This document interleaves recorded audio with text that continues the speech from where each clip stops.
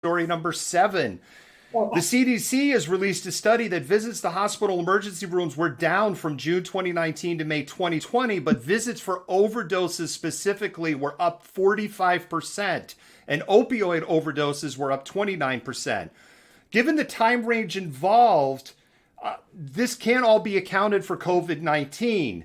People have avoided going to Yeah. the ER out of fear of catching COVID when going to the hospital, and drug use due to isolation and depression has definitely gone up. Still, the period of the increase only represents a few months of lockdown. It's worth noting, Jennifer, that despite a promise by former social media icon Donald Trump when he was president, he would Yes. address the opioid crisis, the numbers only increased during his time in the White House. And I'll add one other thing that's not in the show notes, and only some token fines were handed out to companies that architected the crisis in the first place.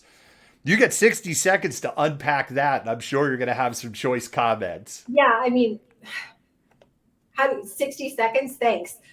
No, I mean, this is something that continues to be an issue that has gone, unaddressed. And I mean, of course, COVID is going to contribute to an escalating use of drugs and other coping mechanisms of all kinds based on the isolation. And we know that mental health has tanked for a lot of people during this period of isolation, during the pandemic. But the fact that this has gone largely unaddressed for the last 4 years, and these companies that are architecting these addictions have paid little to no consequences for that is so egregious and gross. And you have to think about the number of people who've lost their lives as a result of this. And these companies are essentially murderers. And the people that are choosing to stand behind it and do nothing, the Trump administration for 4 years doing nothing, are in the same boat. They're murderers.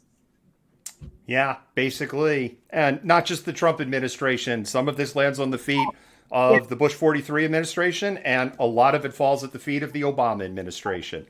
Yeah. There's plenty of love to go around. And that's all I'll say, because if you want us to talk more about this, you can vote in the poll and we'll unpack that.